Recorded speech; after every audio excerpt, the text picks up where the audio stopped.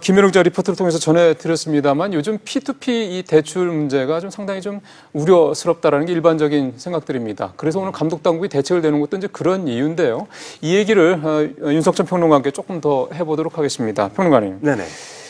지금 오늘 저도 금융위원회에서 내놓은 자료를 봤는데 네네. 그동안에 최근 2, 3년 사이에 P2P 대출이 얼마나 늘었고 또 뭐 이 시장이 얼마나 커졌는지에 대한 자료는 있는데 네. 피해 사례가 어느 정도냐 이런 부분에 대한 통계는 없더라고요. 예, 아무래도 그걸 갖다가 집계하는 게 사실은 거의 불가능에 가까울 겁니다. 왜 그렇죠? 은행 대출 같은 경우에는 금융감독의 어떤 권한 내에 있잖아요. 그 규제 내에 있기 때문에 명확하게 다 집계가 전부 다 되는데 사실은 이거는 법의 사각지대에 있는 거예요. 사람들은 이게 무슨 뭐 대단한 금융기관이라고 생각할 수 있을지 모르지만은 이건 금융기관도 아닙니다. 이건 그냥 사실 거래 아닙니까? 그렇죠. 개인과 개인 간의 거래고 그 플랫폼을 통해서 서로 연결해 주는 거고 그걸 일종의 대부업으로만 정도로만 국가에서도 인정을 하고 있는 거예요. 이걸 갖다가 금융업에 넣는 것 자체를 갖다가 사실은 그 정부에서도 사실은 좀 내켜하지 않는 것 같고 이게 현재까지는 그러니까 법의 사각지대에 완전히 있는 거고요. 그러니까 피해를 봐도 보상받기가 상당히 어렵겠군요. 예, 일종의 이걸 갖다 이제 그림자 금융이라고 보통 얘기하지 않습니까? 이제 정통적인 어떤 금융기관 이외에 나머지 금융행위를 하는 기관들을 갖다가 우리가 그림자 금융이라고 하는데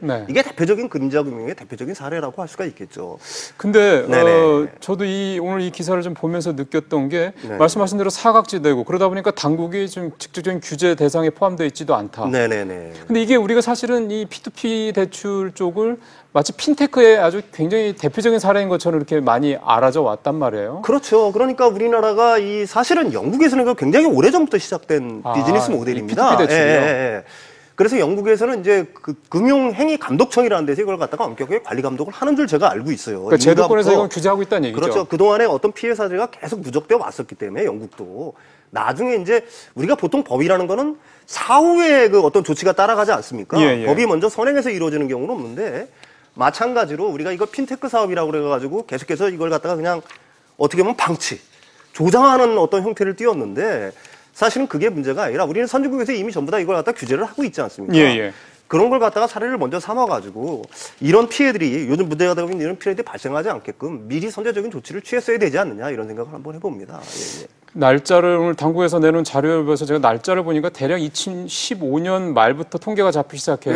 2016년도 그러니까 불과 2년 전 정도부터 이게 본격화됐다는 얘기가 되는 건데 지금 윤 평론가님 말씀대로 만 2년이 지난 뒤에야 지금 정부가 이걸 이제 제대로 규제를 하겠다라는 식으로 뭐 감시를 하겠다 이렇게 감독을 강화하겠다라는 게 좀 뒤늦었다라는 생각도 좀 들어서요. 예, 그렇습니다. 그다음에 이게 입법도 지금 전부 다 국회에서 낮잠을 자고 있는 거예요. 이거는 정부뿐만이 아니라 국회도 제가 할 일을 못 하고 있다는 얘기입니다. 제가 알기로는 한 4-5건이 계류 중인 줄 알고 있는데 법안이 올라가 있는 건 있군요. 법안이 올라가 있습니다. 왜 그러냐면 외국에 벌써 그런 법안들이 있기 때문에 아까도 말했듯이 영국 같은 경우에는 그런 법안들이 있기 때문에 이걸 사실 그 법안을 갖다가 참고를 해가지고 법안을 만들고 그걸 집행을 하고 하는 거는 그렇게 큰 문제가 없어요. 근데 국회에서도 이미 낮잠을 자고 있는 거고요.